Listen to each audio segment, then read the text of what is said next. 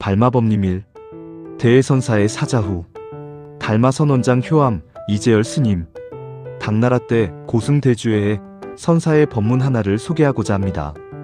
어느 날 대주회에 선사에게 불경을 강의하는 온광이라는 법사가 찾아와 수행자가 갖추어야 할 안목에 대해 물었습니다. 수행자가 갖춰야 할 안목을 대주선사는 즉시 이렇게 답했습니다. 허공은 영특한 지혜를 내지 못하고 구하는 마음이 많으면 근기가 천박하며 경계를 당해 마음이 일어나면 선정이 부족한 것이고 마음 밖에서 도를 구하면 외도이며 마음 안에서 도를 구하면 마군이라고 했습니다. 이에 온광법사가 그렇다면 필경 아무것도 없겠군요라고 하자 대주선사는 그러나 끝내 온광 자신의 마음이 아주 없는 것은 아니다라고 대답했습니다. 이 이야기는 역대 조사들의 행장과 설법을 기록한 전등록에 전해옵니다. 짤막하지만 대주회의 선사의 이 법문에는 불도를 수행하는 사람들이 지녀야 할 올바른 견해를 명확히 밝히고 있습니다. 모든 일이 그러하듯 불도를 수행하는 일 또한 올바른 견해가 무엇보다 필요합니다. 먼저 대주선사가 말한 허공은 영특한 지혜를 내지 못한다 한 것은 수행이 마음을 비워 허공처럼 되는 것이 아니라는 의미입니다. 사람들은 수행을 마음을 비우는 공부로 잘못 알고 있습니다. 자기 마음에서 일어나는 분별과 감정을 모두 버리고 허공처럼 되는 것을 수행의 참된 경지로 여깁니다. 소위 텅 빈 충만이니 허공 같은 마음이니 하는 말들로 불교의 수행 경지를 설명하려 합니다.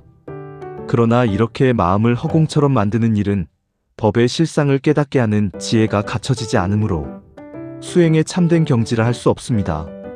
영특한 지혜란 허공처럼 아무것도 없는 상태가 아니라 육근, 즉 눈, 귀, 코, 혀, 피부, 마음인 6가지 감각기관이 육경, 다시 말해 육근과 마주하는 대상인 모양, 소리, 냄새, 맛, 감촉, 생각의 모든 대상을 마주대하는 것이 밝고 뚜렷해야 한다는 말입니다.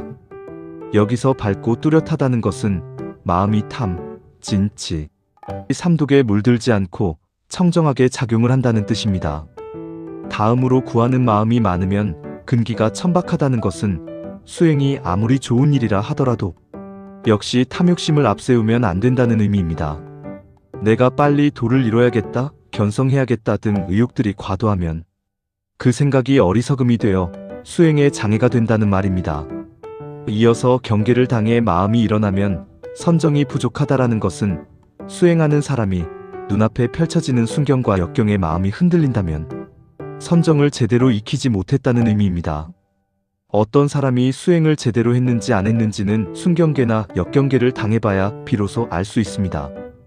역경계 앞에서 마음이 파도치면 선정을 바로 닦았다고 할 수 없습니다.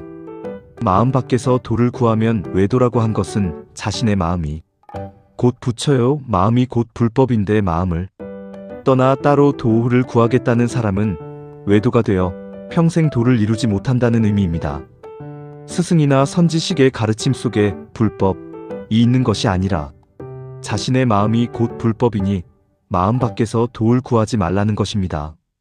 끝으로 마음 안에서 도를 구하면 막이라 한 것은 자신의 마음이 자신의 마음을 미혹하여 마음 안에 어떤 절대적인 성품이 따로 있는 줄로 착각하지 말라는 의미입니다. 이 말은 수행자들에게는 매우 기묘한 말씀입니다. 어리석은 사람들은 마음 밖에서 도를 구하면 외도라 하니까 이번에는 자기 마음 안에 집착하여 불법을 알려고 애를 씁니다. 마음을 떠나서 부처는 존재하지도 않지만 그렇다고 마음 안에 부처가 머무는 것은 아닙니다. 만약 자기 마음 안에 부처가 머문다고 믿는다면 그 사람은 수행자가 아니라 막이라는 얘기입니다. 이 말을 온광법사는 제대로 이해하지 못했습니다. 아마 이 글을 읽는 여러분들 중에도 온광법사와 같은 분들이 있을지도 모르겠습니다. 온광법사는 그렇다면 불법은 아무것도 없는 것으로 수행의 경지를 삼느냐고 묻습니다. 이에 대주선사의 마지막 답변이 거룩합니다. 그렇게 묻는 온광 자신의 마음이 아주 없는 것은 아니지 않는가? 라고. 이 대답은 불법은 아무것도 없는 것으로 수행의 경지로 삼느냐? 그렇게 묻는 온광 스스로의 마음이 곧 부처이며 불법이라는 사자후입니다.